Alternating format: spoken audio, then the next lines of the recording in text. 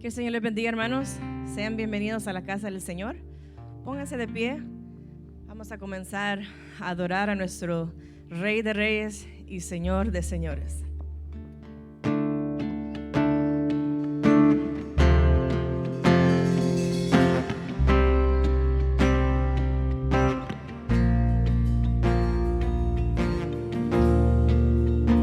Veo los tiempos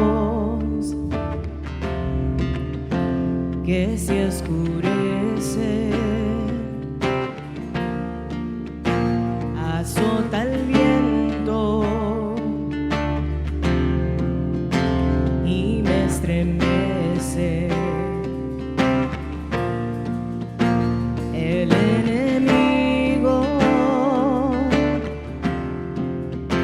luce más fuerte contra los justos,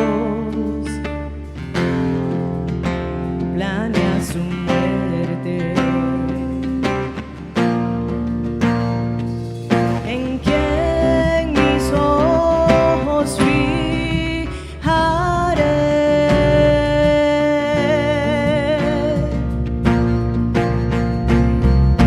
miraré al Rey, al Dios inmortal, confiaré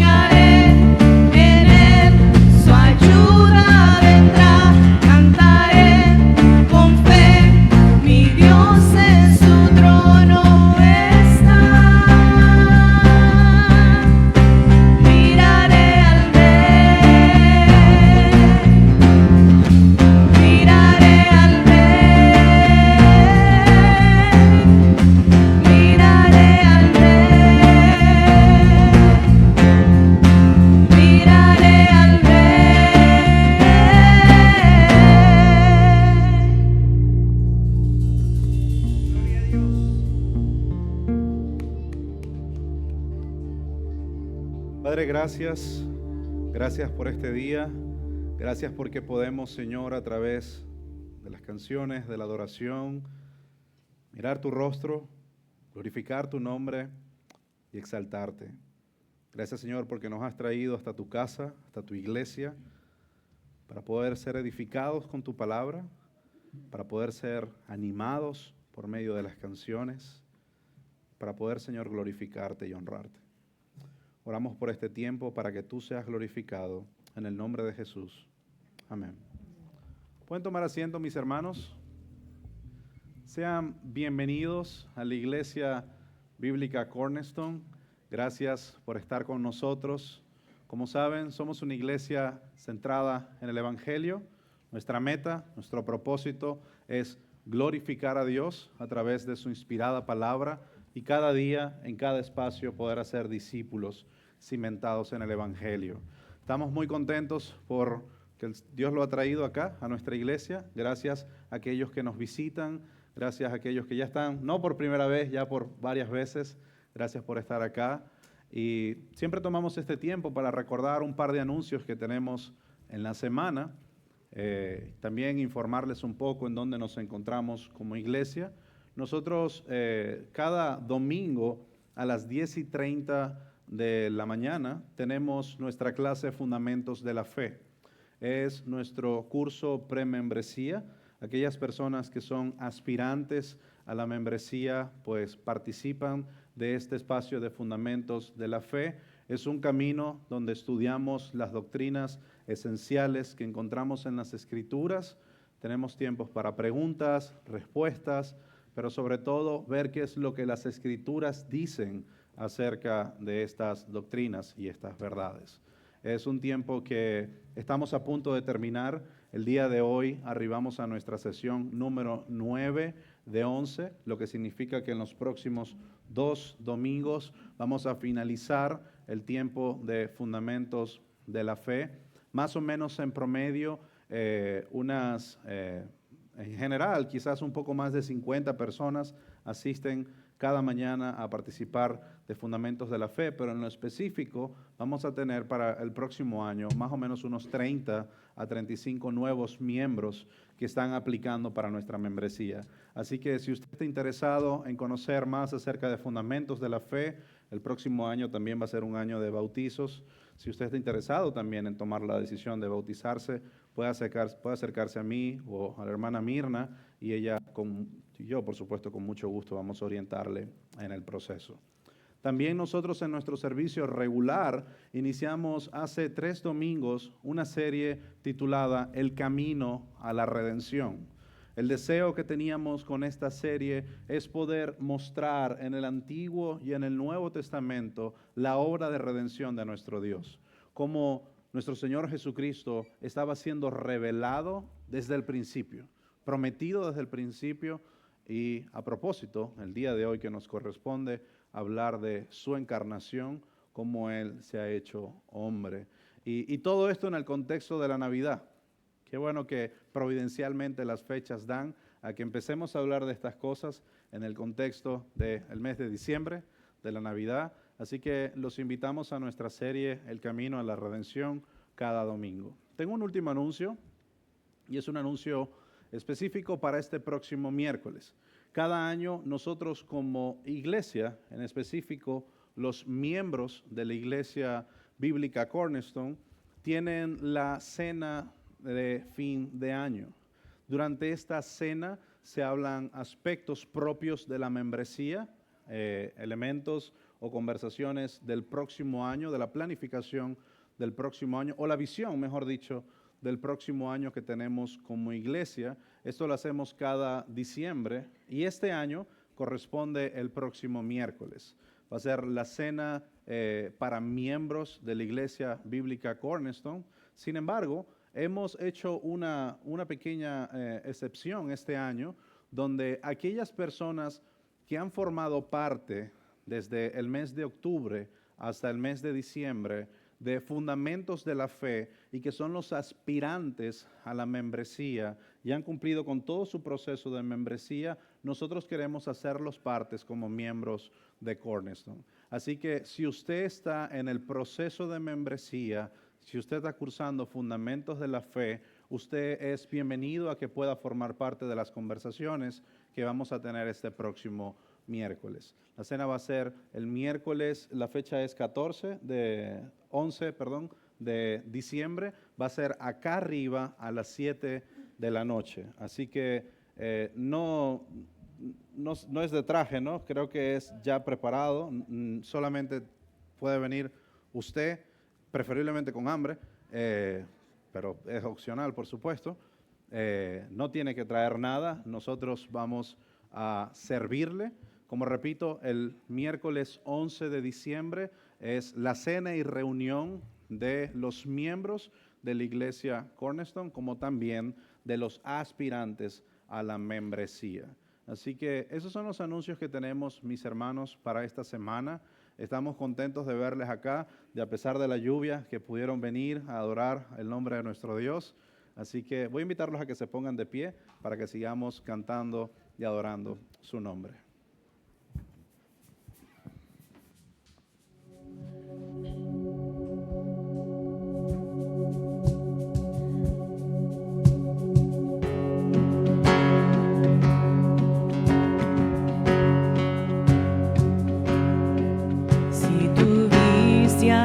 Al amanecer y vida en tu interior, si Dios te sostiene con su poder, entonces ven y canta hoy.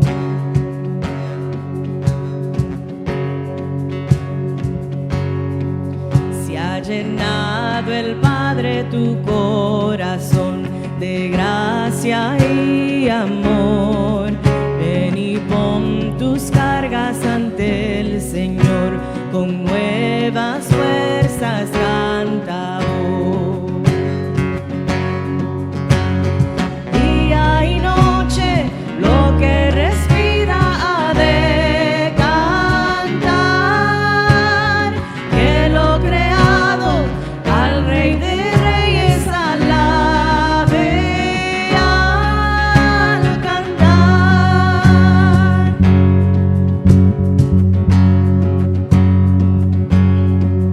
Si el pecado Cristo ya al morir y libertad te dio, si a la muerte el Hijo le puso fin, en gloria saben canta hoy. Día y noche lo que respira ha de cantar, que lo creado al Rey de Reyes alabe al cantar.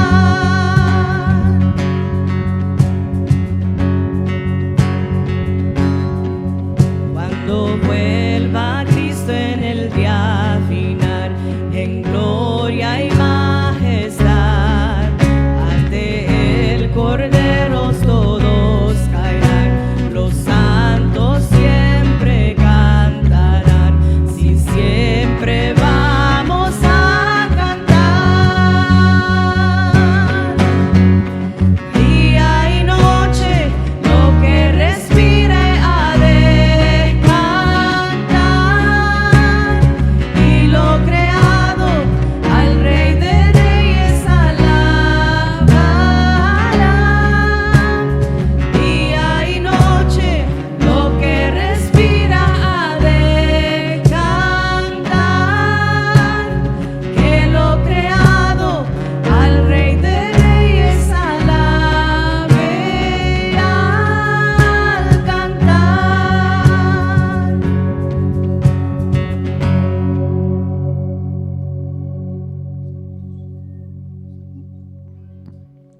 Buenos días, iglesia. Si pueden tomar este tiempo para saludarse uno al otro en el amor de Cristo.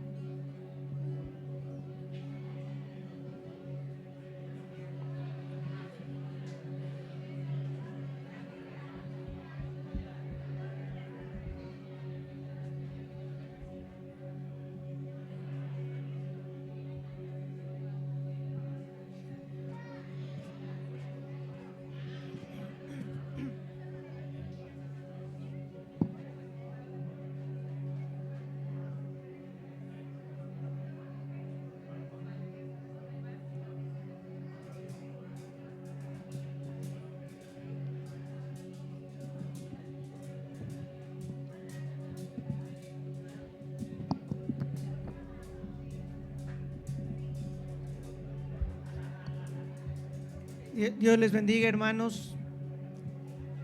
Qué hermoso es ver a los hermanos saludándose los unos a los otros.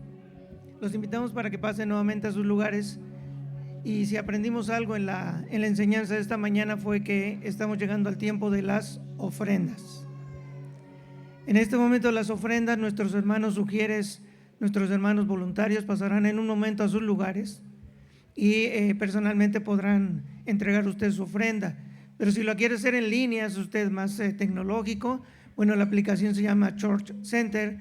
Ahí se va al área de español y hace su ofrenda. Ahí que vamos a darle gracias a Dios por este momento tan hermoso. Padre amado, bendito Dios, gracias. Gracias, Señor, porque tú nos traes con ese deseo de ofrendar. Tu palabra nos enseña que debemos ofrendar en todo momento, especialmente en nuestro corazón, Señor. Pero también sabemos que tú nos das el trabajo, nos das el sustento, y por eso te damos gracias. Sabedores, amado Dios, de que todo lo que tenemos te pertenece a ti, y tú en tu infinita misericordia nos das la oportunidad de poderlo administrar, Señor. Gracias por tu cuidado, gracias por tu amor. En el nombre de Jesús, amén.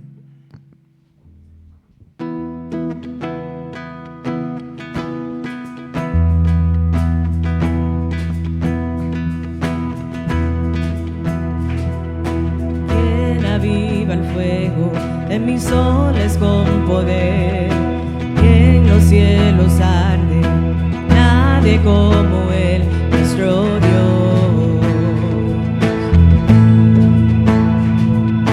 Quien gobierna el mundo, que levanta y quita el rey, vence a sus rivales, nadie como Él, nuestro Dios.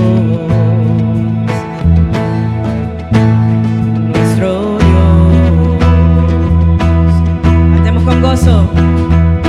Santo, solo tú eres santo, sin igual en gloria, Santo Dios.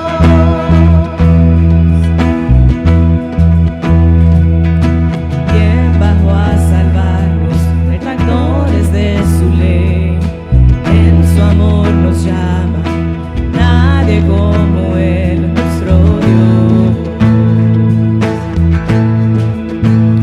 Nuestro Dios.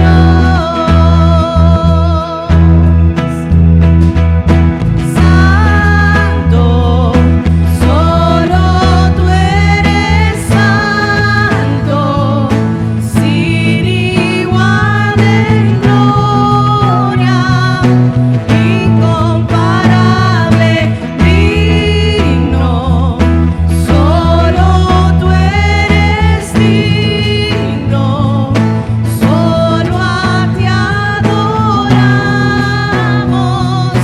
Santo Dios.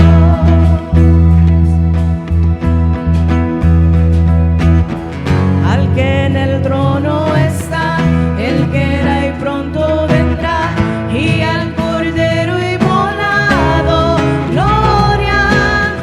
Al que en el trono está, el que era y pronto vendrá, y al Cordero inmolado, gloria. Al que en el trono está, el que era y pronto vendrá, y al Cordero inmolado, gloria.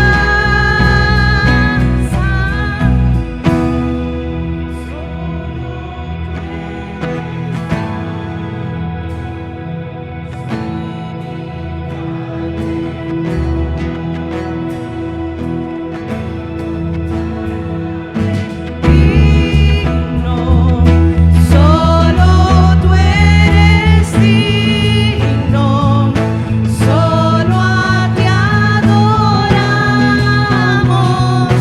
Santo Dios. Cantemos esa última estrofa nuevamente, el coro. Por todas las voces, hermanos, cantemos a nuestro Señor. Santo,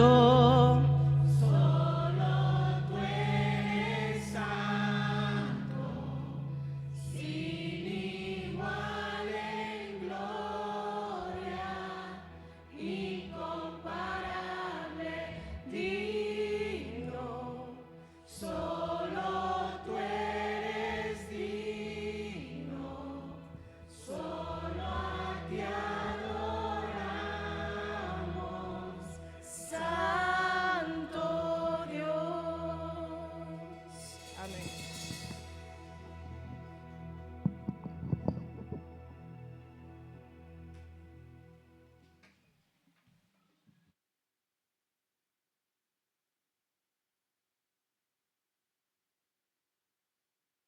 Amén. Qué bendición adorar el nombre de nuestro Dios. Qué bueno es poder estar acá en este lugar y cantarle al Señor. Mis hermanos, hemos llegado al tiempo de la predicación de la palabra. De igual manera, nuestros pequeños van a tener su tiempo de aprendizaje. Así que voy a invitar a los niños y a los adolescentes que puedan salir a sus clases junto con sus maestras. Mientras tanto, nosotros continuamos con nuestra serie, El Camino a la Redención.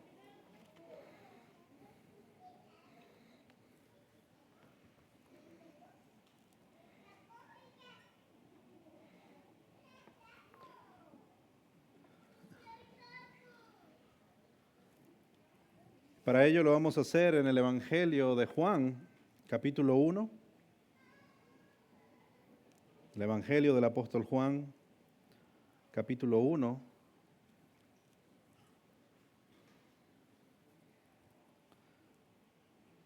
Versículo 14. Hemos estado en nuestra serie, el camino a la redención, y ya hemos llegado al Nuevo Testamento. Recordamos el domingo pasado, nuestro hermano Mateo nos expuso de forma extraordinaria las promesas, las profecías del nacimiento de nuestro Dios, y hoy vamos a ver esa encarnación, vamos a ver esa humanidad de Cristo. Y lo vamos a hacer en el contexto del Evangelio de Juan. Juan capítulo 1, versículo 14. Si ya lo tiene, puede ponerse de pie. Mi hermana Mirna, creo que esta agua no es mía.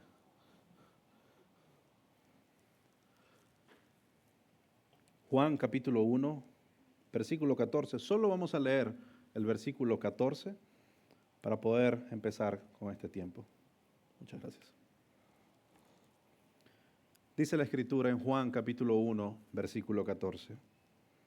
El Verbo se hizo carne y habitó entre nosotros, y vimos su gloria, gloria como del unigénito del Padre, lleno de gracia y de verdad. Oremos. Padre, ha llegado el momento, Señor, donde queremos ser edificados con tu palabra. Padre, abre nuestros oídos espirituales, abre nuestros ojos para poder contemplar la grandeza de tu palabra. Que seas tú y solo tú, Señor, hablando nuestras vidas, edificando nuestros corazones y confrontando nuestras mentes. Oramos, Señor, en el nombre de Jesús. Amén. Pueden tomar asiento, mis hermanos.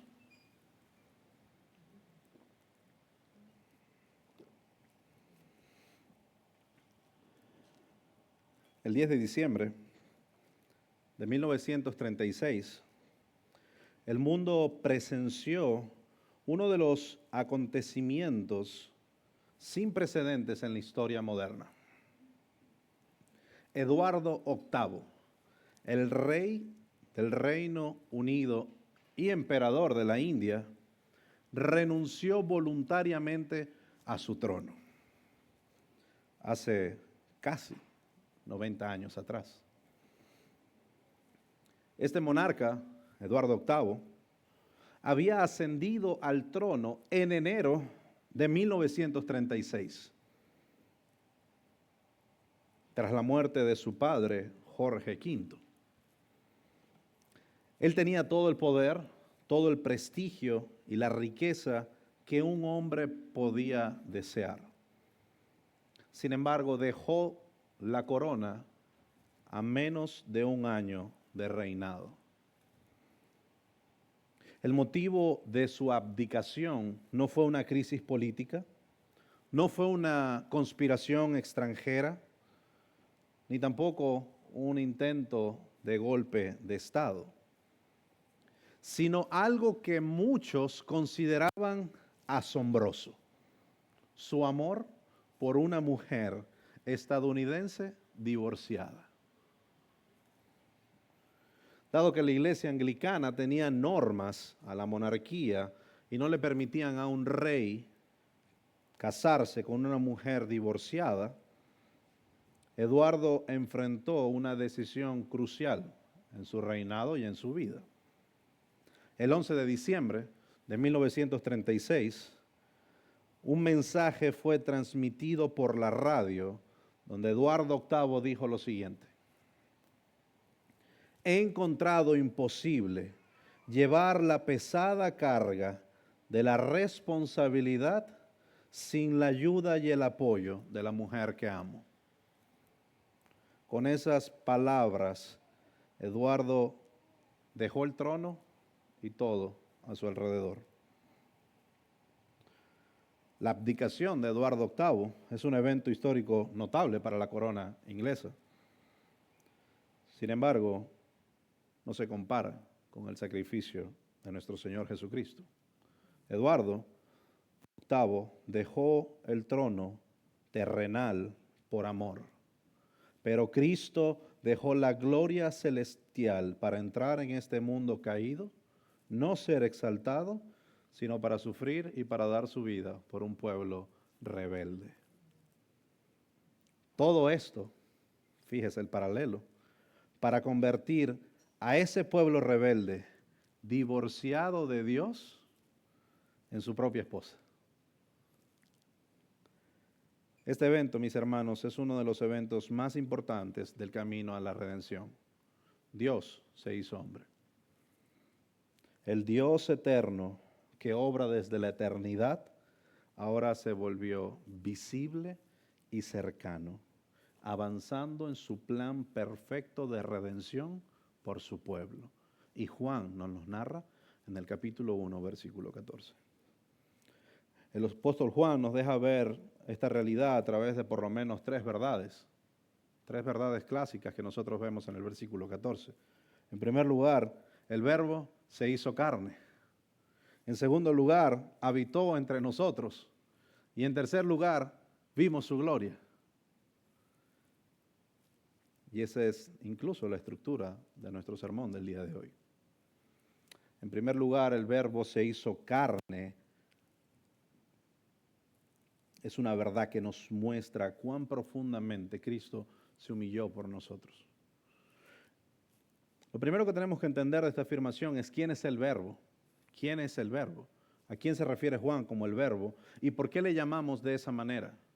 Nosotros sabemos que la palabra verbo en el griego es la palabra logos, y esa palabra logos es palabra. Pero para entender qué significa este logos, este verbo, tenemos que ir en el mismo Evangelio de Juan, en el capítulo 1, en el versículo 1. Porque Juan nos ayuda a entender quién es este logos, quién es este verbo, quién es esta palabra. Y en Juan 1:1 la Biblia nos dice, en el principio ya existía el verbo. Y el verbo estaba con Dios y el verbo era Dios. El versículo 2 nos dice, Él estaba en el principio con Dios. Pero Juan nos da más detalles acerca de este verbo en el versículo 3 y nos dice, todas las cosas fueron hechas por medio de Él y sin Él nada de lo que ha sido hecho fue hecho. Y ese es el verbo. Este texto nos muestra al menos tres cosas de este verbo. La primera es que este verbo es eterno.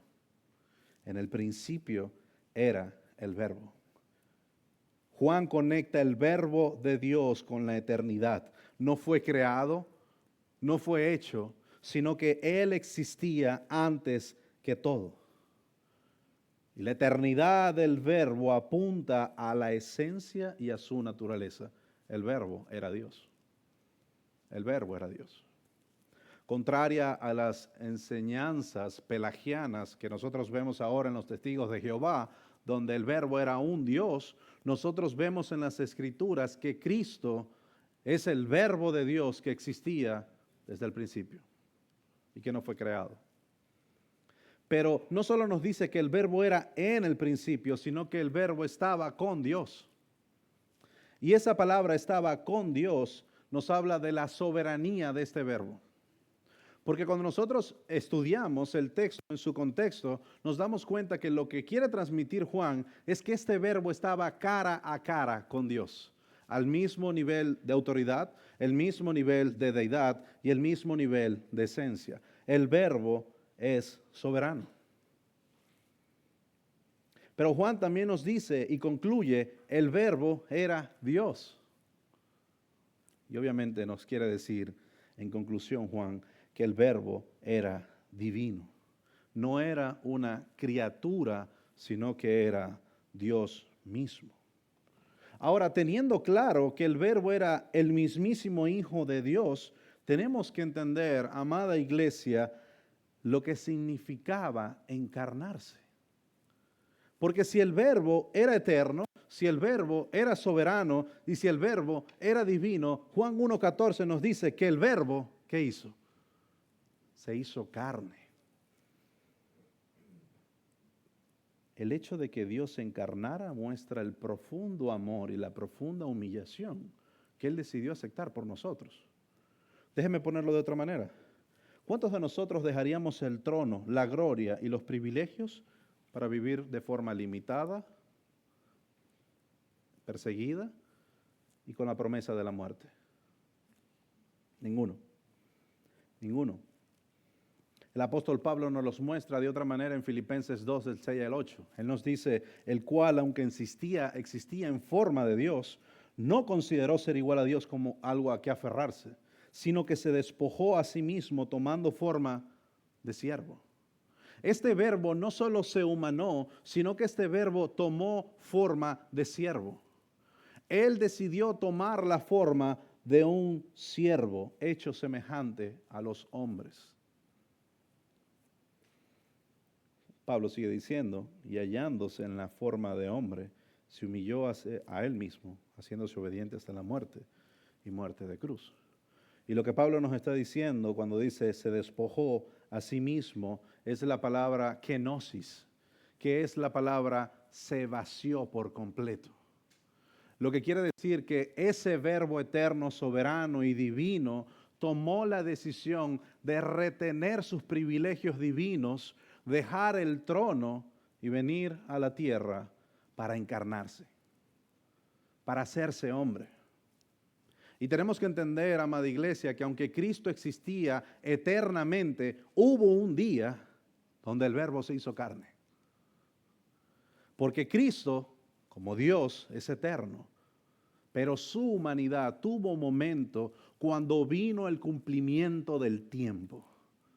Y en ese cumplimiento del tiempo, cuando Dios determinó que Cristo debía nacer, el Verbo se hizo carne. Ahora, su humillación no terminaba solamente en la encarnación, sino que Jesús vivió una vida de profundo sufrimiento.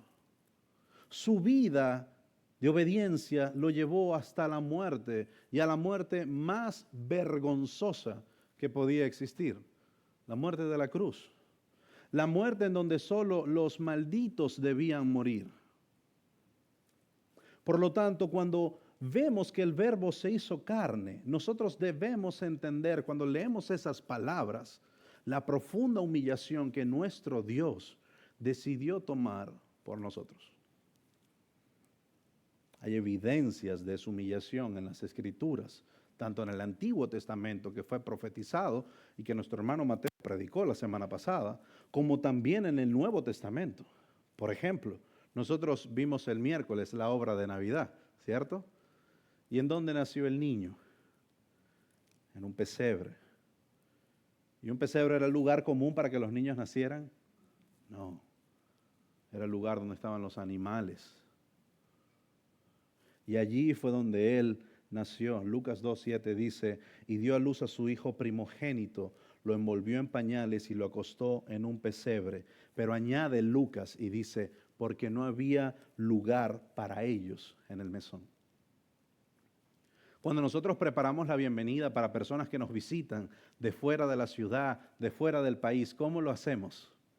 Compramos globos, compramos flores, preparamos la mejor comida para dar ¿qué? La bienvenida a aquellos que recibimos. Pero el mundo no le dio la bienvenida al Salvador del mundo, sino al contrario, nació en un pesebre. Ahora, no es solo el nacimiento de Jesús lo que nos habla de su humillación en la encarnación, sino también la vida que Él tuvo que vivir. Vivió como un hombre pobre y despreciado. Él mismo lo dice en Mateo 8:20. Jesús le dijo, las zorras tienen madrigueras y las aves del cielo tienen nidos, pero el Hijo del Hombre no tiene dónde recostar la cabeza. No solo no tenía dónde recostar la cabeza, sino que además de no haber un lugar para él en el pesebre, además de no tener posesiones y no ser recibido, él fue rechazado por su propio pueblo. La profecía en Isaías 33 nos dice, fue despreciado y desechado entre los hombres. Fue desechado entre los hombres. Y por último, el punto clímax de su encarnación y su humillación fue el sufrimiento como un criminal. Marcos 15:24 dice, y lo crucificaron y repartieron sus vestidos echando suerte sobre ellos para decidir lo que cada uno tomaría. Filipenses 2:8 que lo leímos, y hallándose en forma de hombre, se humilló a sí mismo. Y luego dice Mateo 27:46, cerca de la hora novena, Jesús clamó a gran voz diciendo, Eli, Eli, lama sabactani, queriendo decir, Dios mío, ¿por qué me has abandonado? Nosotros vemos en el camino de la redención que la parte climática de esta redención está en la encarnación de Cristo. Pero esa encarnación de Cristo traía consigo una serie de pagos que ninguno de nosotros estaríamos dispuestos a pagar. Traía un precio que era precio de muerte. Precio de muerte. La encarnación es central para el pacto de gracia.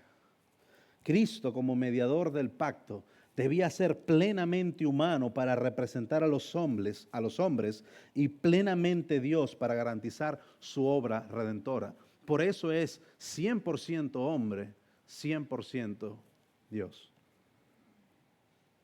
La encarnación de Cristo es una de las doctrinas más discutidas en la historia de la iglesia. Durante los primeros 1000 años hubieron 7 concilios en la historia de la iglesia. En los 7 se habló de la encarnación de Cristo. En los 7. La encarnación, mis hermanos, para traducirlo, es la manifestación del infinito amor de Dios para su pueblo. Y el puritano Richard Sibles lo dice así, Cristo tomó nuestra carne para que nosotros podamos tomar su gloria. Fíjese qué hermoso. Cristo tomó nuestra carne para que nosotros pudiéramos tomar su gloria. El hecho de que el verbo se hiciera carne significa que Dios cumplió su promesa. La promesa que vimos en Génesis 3:15, que surgiría una simiente, que vendría un descendiente. Bueno, el descendiente nació. El descendiente se hizo carne. El verbo se hizo carne. Dios se encarnó. Dios se encarnó. Ahora, mis hermanos, ¿cómo responde nuestro corazón a un Salvador que dejó la gloria por nosotros? O déjame hacerlo más personal. ¿Cómo responde tu corazón a un Salvador que dejó su gloria por ti? Si Cristo se humilló hasta la cruz, ¿estarías dispuesto tú a rendir todo tu ser y tu amor por Él y por los demás? Si Cristo, siendo Dios, se humilló hasta hacerse hombre para salvarnos, ¿cómo no vamos a humillarnos nosotros delante de Dios y de nuestros hermanos? Amada iglesia, entendemos que la humillación de Cristo significa que Él, siendo Dios, eligió renunciar a su gloria para entrar en una condición humana, viviendo en debilidad y sufrimiento por amor a nosotros. ¿Entendemos realmente la encarnación de Cristo? ¿Has considerado que Cristo, quien tenía todo el poder y toda la autoridad, se hizo siervo para servirte a ti? ¿Has considerado eso? Si Cristo descendió tan profundamente por amor a ti, ¿cómo estás reflejando tú la humildad en la relación con Dios y con tus hermanos? Es la pregunta que tenemos que hacernos. Siendo testigos de la profundidad de la humillación de Cristo, a entregarse por nosotros, no podemos ignorar el propósito de esa humillación. El propósito de esa humillación era restaurar la comunión perdida con su pueblo. Cristo se encarnó para restaurar la comunión perdida con su pueblo. La encarnación no solo revela su humildad, sino que nos muestra su cercanía. Cristo no solo vino para salvarnos desde la distancia, no, sino para habitar entre nosotros, para ser, hermanos, Emmanuel, Dios con nosotros. Y esto nos lleva a nuestra segunda afirmación que el texto nos da. Habitó entre nosotros.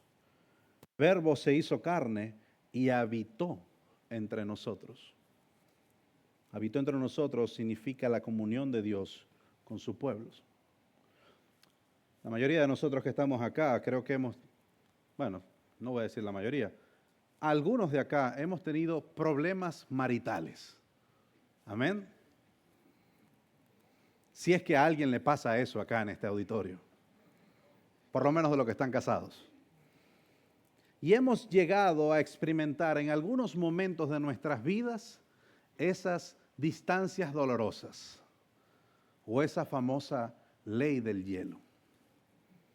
En donde en ese momento, también puede ser el amigo, el cónyuge o un familiar, se distancia por un tiempo por un problema o una situación.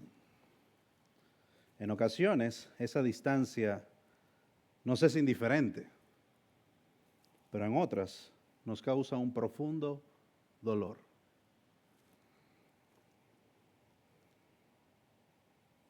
Ese dolor es el mismo dolor que Dios siente en su misericordia y profundo amor cuando estamos lejos de Él. Por eso Juan nos dice que el Verbo habitó entre nosotros. Ese profundo dolor que nosotros en ocasiones experimentamos, también lo experimenta Dios cuando nosotros estamos lejos de Él. Y déjenme mostrarle eso como lo dicen las Escrituras. Oseas 11, 8 al 9 dice, Dios hablando, le dice esto al pueblo de Israel. ¿Cómo puedo abandonarte, Efraín? ¿Cómo puedo entregarte, Israel? ¿Cómo puedo hacerte como Adma? ¿Cómo puedo tratarte como Seboín? Mi corazón se conmueve dentro de mí y se enciende toda mi compasión. No ejecutaré el ardor de mi ira, no destruiré a Efraín nuevamente, porque soy Dios y no hombre, el santo en medio de ti, y no vendré con furor. Alguien lo expresó mejor así. Dios tiene un corazón tan grande que aunque el pecado del hombre lo aleje, su amor encuentra un camino para acercarse. Su mayor deleite no es el de castigar, sino traer de regreso a los suyos al calor de su comunión. Cuando la Biblia nos dice que Dios habitó entre nosotros, es que Él dejó el trono para vivir entre los hombres. Y ese calor de su comunión es lo que Él ha demostrado a lo largo de las Escrituras. Dios en el principio estaba caminando en el Edén. La Biblia nos dice en Génesis 3:8, y oyeron al Señor Dios que se paseaba en el huerto del Edén al fresco del día. En el Edén Dios caminaba entre su creación. Nosotros vemos que aún después del pecado, Dios establece un tabernáculo, un santuario para que su gloria descendiera en medio del pueblo. Dios dice en Éxodo 25:8 que me hagan un santuario, que yo habite entre ellos. Éxodo capítulo 25, Dios dice, quiero habitar entre ellos. El tabernáculo fue el primer signo tangible de que Dios estaba dispuesto a habitar con el pueblo pecador. Dios le dijo a las tribus, vivan alrededor y en el centro van a poner mi tabernáculo. para que sepan que el centro de esa comunidad soy yo. Y yo voy a morar con ustedes. Allí en ese tabernáculo su gloria descendía y aunque velada, su presencia era real. Dicho de otra forma, Dios se acerca a su pueblo aun cuando su santidad requiere velo, porque su amor no puede mantenerse distante. Su amor no puede mantenerse distante. Por eso nosotros vemos en la encarnación de Jesús que el Verbo no solo se encargó y cumplió un protocolo judicial de muerte como Juan Cordero, sino que ese Cordero de Dios habitó entre nosotros. Dios había habitado en el medio del campamento. Él dice, pondré mi morada en medio de ustedes y mi alma no los aborrecerá. Andaré entre ustedes y seré su Dios y ustedes serán mi pueblo. ¿Usted ve lo glorioso de esas palabras? Dios le decía al pueblo de Israel, un pueblo desobediente, un pueblo infiel. Dios les dice, yo habitaré, andaré entre ustedes. Entre ustedes. Dios no es un rey lejano. Su presencia en el campamento era la garantía del pacto eterno. Lo que Él prometió en Génesis, que enviaría un descendiente, era lo que Él mantenía en su propio nombre cuando el pueblo de Israel, cuando había las cortinas de sus casas, veía la gloria de Dios reposada en el tabernáculo. Dios habitó entre nosotros. Y es lo que dice Juan, habitó entre nosotros. El pueblo de Israel lo veía de forma tan tangible que Éxodo 40:34 decía, entonces la nube cubrió la tienda de reunión y la gloria del Señor llenó el tabernáculo. La gloria del Señor llenó el tabernáculo. La nube y el fuego, hermanos, fueron signos visibles de que Dios no abandonaría a su pueblo. Incluso fue también una columna y una nube la que los guardaron cuando se enfrentaron con el faraón. ¿Lo recuerdan? Frente al Mar Rojo. Avanzando en la historia, incluso un comentarista dice, el fuego de la nube es el fuego del pacto que guía, ilumina y no abandona. Pero avanzando en la figura del tabernáculo, nosotros nos encontramos con el templo de Salomón. En ese templo, la Biblia nos dice en 1 de Reyes 8, 10 y 11, cuando los sacerdotes salieron del lugar santo, fíjense esto, cuando los sacerdotes salieron del lugar santo, ofreciendo incienso y sacrificios en ese lugar santo, cuando ellos salieron de ese lugar, la nube llenó la casa del Señor y los sacerdotes no pudieron quedarse a ministrar por causa de la nube, porque la gloria del Señor llenaba la casa del Señor.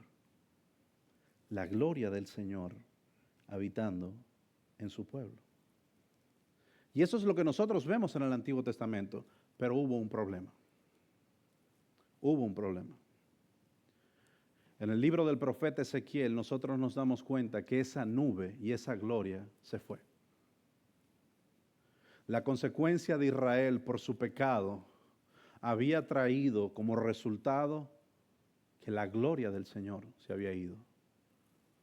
Ezequiel capítulo 10 nos muestra el juicio de Dios contra Judá debido a la idolatría y la rebelión. Los sacerdotes habían hecho conductos escondidos dentro del templo y habían puesto ídolos dentro del mismísimo templo de Dios. Habían utilizado compartimientos secretos dentro del templo para crear sus lugares de adoración a dioses falsos. Y esto trajo como consecuencia la ira de Dios. El templo debía ser un lugar dedicado y santo para la adoración a Dios, pero estaba contaminado con la idolatría. En respuesta a esto, Dios le muestra una visión a Ezequiel. Ezequiel capítulo 10. Y en esa visión, Dios muestra cómo la misma gloria que Dios había enviado y había descendido sobre el templo de Salomón, ahora se levanta y se aleja de forma progresiva. La mismísima gloria que acompañaba a los israelitas en su libertad a Egipto, de Egipto, ahora se estaba yendo. La salida de la gloria ocurre en varias etapas, desde el lugar santísimo hasta el umbral del templo. Ezequiel 10:4 dice: entonces la gloria del Señor se elevó encima del querubín y se dirigió al umbral del templo. Y el templo se llenó de la nube y el atrio se llenó del resplandor de la gloria del Señor. Nosotros sabemos que en el diseño del tabernáculo y luego del templo, el lugar santísimo tenía una caja que era llamada, por supuesto, donde estaba el arca del pacto, pero en esa arca había una tabla en la parte de arriba, que era el propiciatorio, que era el lugar donde se ofrecía ese sacrificio, donde solo el sumo sacerdote podía entrar. Pero en las esquinas de ese propiciatorio, nosotros veíamos que habían 2 querubines puestos en los costados. Y esos querubines que estaban puestos en los costados es lo que Ezequiel dice de donde salió la gloria de Dios. La presencia de Dios salió de encima del querubín y se dirigió ahora al umbral del templo. Luego de salir del umbral del templo, se fue al atrio externo. Ezequiel 18 y 19 dice: entonces la gloria del Señor salió de encima del umbral del templo y se detuvo sobre los querubines. Los querubines salieron y extendieron sus alas y se levantaron del suelo ante mis ojos con las ruedas a sus lados. Se detuvieron en la entrada de la puerta oriental de la casa del Señor. La gloria del Señor cada vez iba alejándose más y más del templo. Por último lugar, la gloria del Señor sale del atrio hacia la ciudad, hacia el monte de los olivos. Ezequiel 11:23 dice: y la gloria del Señor subió de en medio de la ciudad y se detuvo sobre el monte que está al oriente de la ciudad. Finalmente la gloria de Dios se había alejado por completo del pueblo de Israel. Su gloria se había ido. Su gloria había salido del templo. Ya no podían ver la Shekinah de Dios, ya no lo podían ver. Ya Él no estaba allí. Se había ido del centro de su adoración. Y esto simbolizaba su abandono del templo, de la ciudad y al pueblo por su pecado. La gloria de Dios se había ido del pueblo de Israel. Pero en el mismo libro de Ezequiel, en el capítulo 37, versículo 27, Dios hace una promesa. Dios hace una promesa. Y Él dice: mi morada también estará junto a ellos, y yo seré su Dios, y ellos serán mi pueblo. Dios hace una promesa por medio del profeta Ezequiel. Dios renueva su pacto de habitar junto con ellos. Dios renueva su pacto de habitar nuevamente con ellos. Esta profecía, mis hermanos, se cumple en Cristo, quien se tabernaculizó en medio nuestro. Si usted lee la palabra habitó que está en su Biblia, esa palabra es la palabra tabernáculo. Tabernáculo. Lo que la Biblia está diciendo es que el Verbo se hizo carne y se tabernaculizó entre nosotros. Así como el tabernáculo fue el lugar donde Dios habitó entre los israelitas, Jesús es el tabernáculo final y perfecto de Dios. La encarnación de Cristo nos enseña ya que la presencia de Dios no está circunscrita a lugares físicos y a rituales específicos. Ahora Dios en Cristo habita en medio nuestro y es accesible a todo aquel que en Él cree. El tabernáculo señalaba la necesidad de un mediador. Solo un sumo sacerdote podía entrar en el tabernáculo una vez al año. En Cristo, este sistema es cumplido porque Él es el sumo sacerdote eterno que intercede directamente por su pueblo. En el tabernáculo los israelitas experimentaron la presencia de Dios de manera limitada y temporal. Tenían miedo, había temor, pero ahora en Cristo Él está cerca de nosotros. Él comprende nuestros dolores, Él comprende nuestras enfermedades, Él está presente en las aflicciones y Él se duele en nuestra prueba. Dios está con nosotros. Cristo nos dio el ejemplo de esto en su ministerio y lo sigue haciendo con nosotros hoy. Él tocó al impuro, ¿recuerdan? Cuando Jesús tocó al leproso. Mis hermanos, Cristo toca nuestras vidas, incluso nuestras áreas más impuras o rotas, ofreciendo sanidad y restauración. Así como sanó a los leprosos, nos sana a nosotros de nuestro pecado, nos libera a nosotros de nuestro pecado. Aunque nos sintamos marginados, indignos, su gracia nos cubre y nos envuelve y nos lleva a la comunión con Él. Mis hermanos, ¿te sientes indigno o rechazado? Cristo no huye de nuestros dolores y nuestras faltas, no. Él se acerca con compasión a restaurarnos. Jesús comió con pecadores, ¿lo recuerdan? Estaba sentado con recaudadores de impuestos, con prostitutas, con personas despreciadas y rechazadas. Bueno, pues Cristo sigue invitándonos a la comunión con Él. No por nuestra justicia, sino por su justicia. La mesa del Señor es un recordatorio que aunque éramos enemigos de Dios, ahora somos bienvenidos y adoptados como sus hijos. Mis hermanos, aunque nos sintamos alejados de Dios por nuestras faltas, su invitación sigue en pie. Él sigue dispuesto a habitar con nosotros, porque el Verbo se hizo carne y habitó entre nosotros. Él desea estar en comunión contigo. No porque seas perfecto, sino porque Él es misericordioso. Jesús lloró con los afligidos. Él lloró cuando murió Lázaro. Él lloró con Marta, lloró con María, lloró con los que estaban alrededor. Él se lamentó. ¿Saben por qué? Porque Cristo comprende nuestras aflicciones y llora con nosotros en nuestras pruebas. Su cercanía nos asegura que no estamos solos en medio del sufrimiento. Su cercanía nos hace entender que cuando enfrentamos el dolor y la pérdida, Jesús está allí con nosotros. Jesús está sentado a nuestro lado, caminando con nosotros, llevando nuestras cargas y dándonos consuelo en medio de las lágrimas. Eso es lo que significa que Él habitó entre nosotros. Eso es lo que significa que cuando nosotros enfrentamos el dolor y la pérdida, Jesús no es indiferente. Él está presente. Jesús perdonó al arrepentido. ¿Recuerdan en la cruz?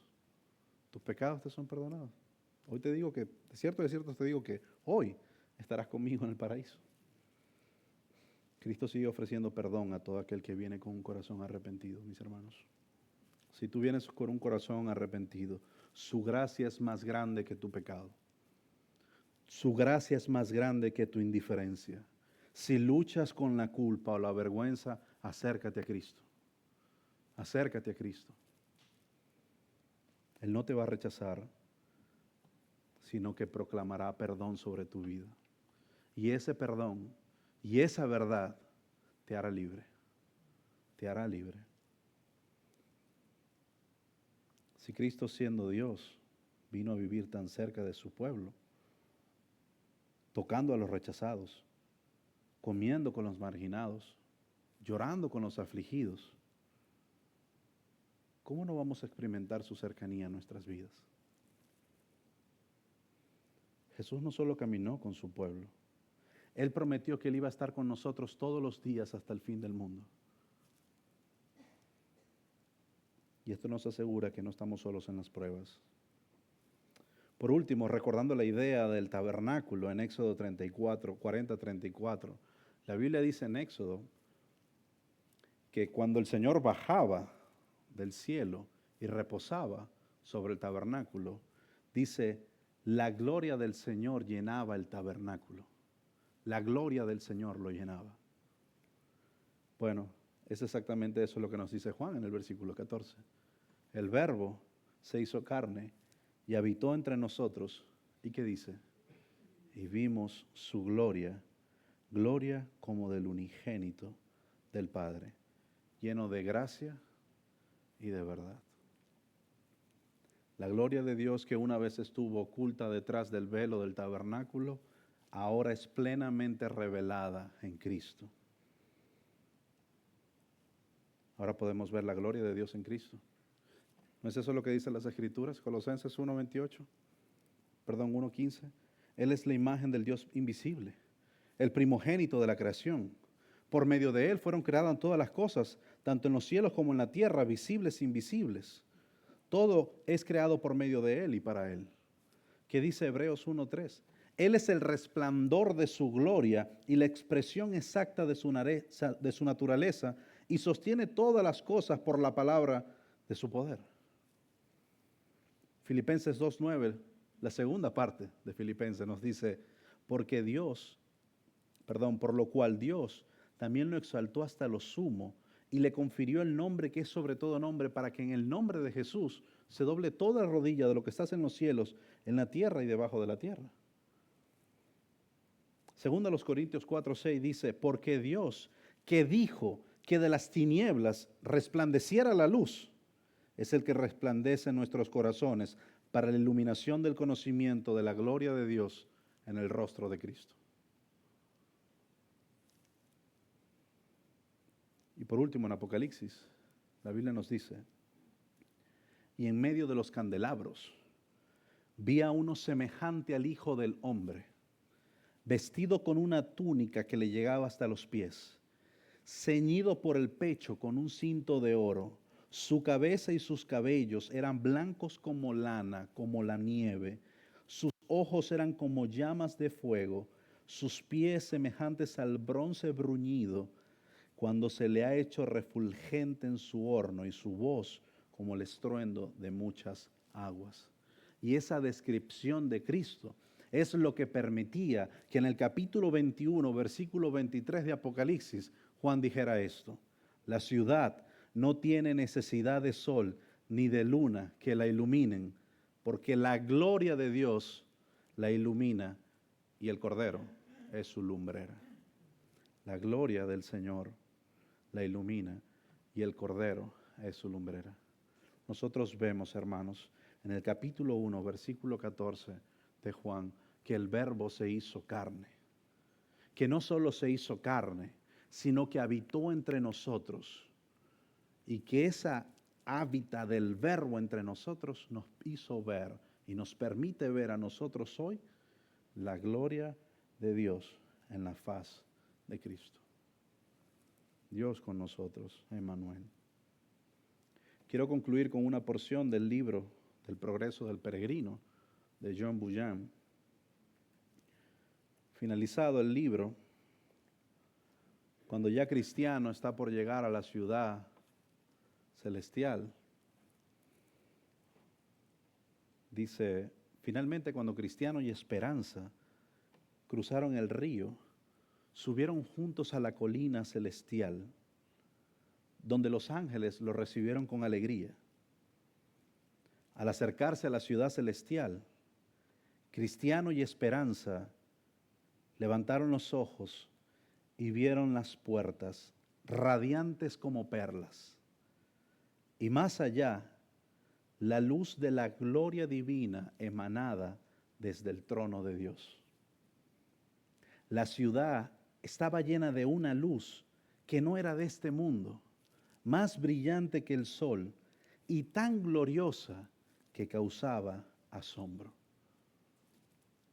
A medida que avanzaban, los ángeles le dijeron, ahora verán aquello por lo cual han trabajado y sufrido en esta jornada. Este es el lugar que ha sido preparado para los fieles desde antes de la fundación del mundo. Aquí, le dijeron, no hay más muerte, ni llanto, ni clamor, porque el Señor mismo está en medio de su pueblo y su gloria es su lumbrera. Cuando llegaron a las puertas, una voz poderosa declaró desde adentro: abran las puertas para que entren los justos, los que han guardado la verdad. Cristiano y Esperanza, vestido con ropajes blancos, pasaron a través de la puerta con gozo indescriptible e inmediatamente vieron el trono de Dios y del Cordero y cayeron de rodillas en adoración, exclamando: Santo, Santo, Santo es el Señor, Dios Todopoderoso, digno de toda alabanza. Entonces el Rey mismo se acercó, colocó sus manos sobre ellos y dijo: bienvenidos, hijos amados, a la herencia que les he preparado. Entren en el gozo eterno del Señor. Mis hermanos, el Verbo se hizo carne, habitó entre nosotros y nos mostró su gloria para que nunca más caminemos solos. Él dejó su trono para acercarse a nuestra aflicción, a nuestras luchas, a nuestros pecados. Y ahora vivimos con la esperanza de que un día Él regresará por nosotros. Le veremos y escucharemos esas palabras: bienvenidos, hijos amados, a la herencia que les he preparado. Entren en el gozo eterno del Señor. Oremos.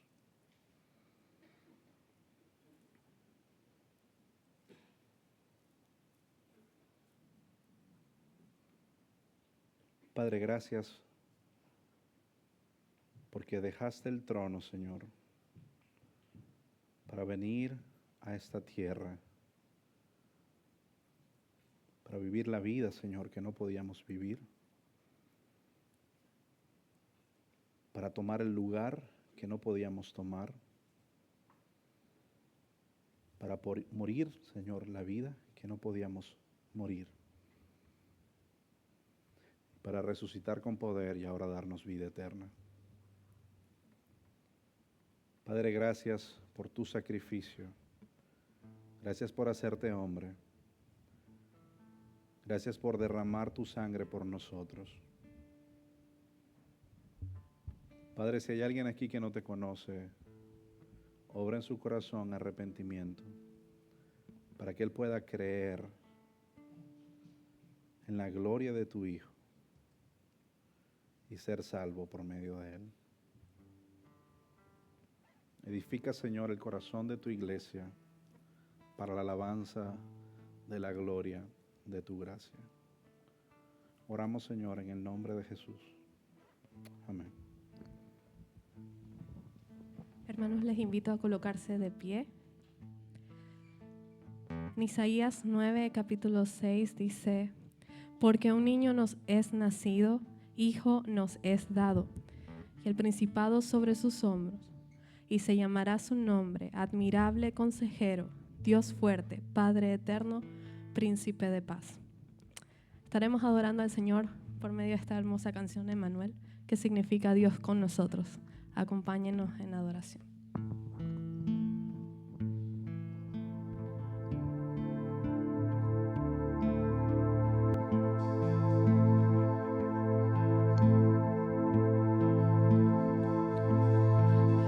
Oh ven Emmanuel,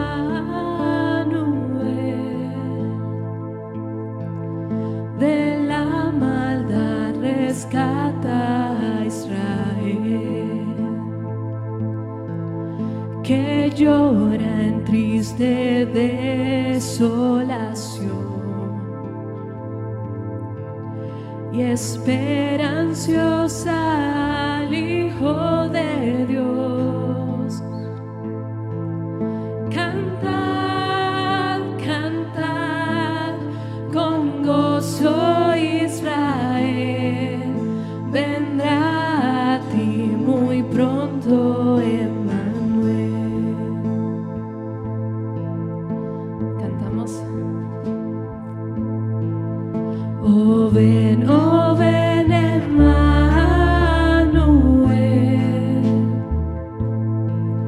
y alégranos con tu venida aquí. Disipa toda la oscuridad y de la muerte danos libertad. Cantamos. Cantad, cantad con gozo, Israel, vendrá a ti muy pronto Emmanuel. Una vez más, cantad. Cantad, cantad con gozo, Israel, vendrá a ti muy pronto Emmanuel. Cantad, cantad con gozo, Israel, vendrá a ti muy pronto Emmanuel. Oh ven Emmanuel.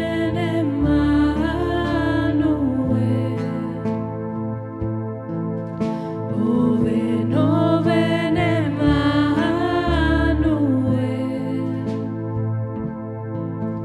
Oh ven Emmanuel.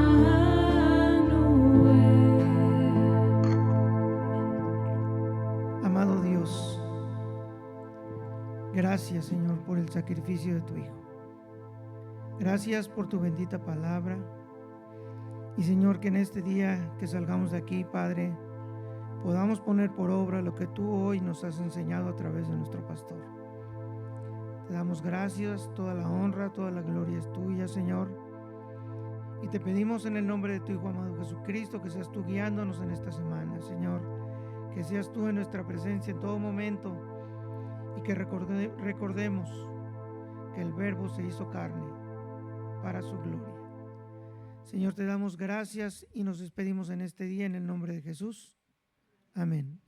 Estamos despedidos, hermanos, que Dios les bendiga.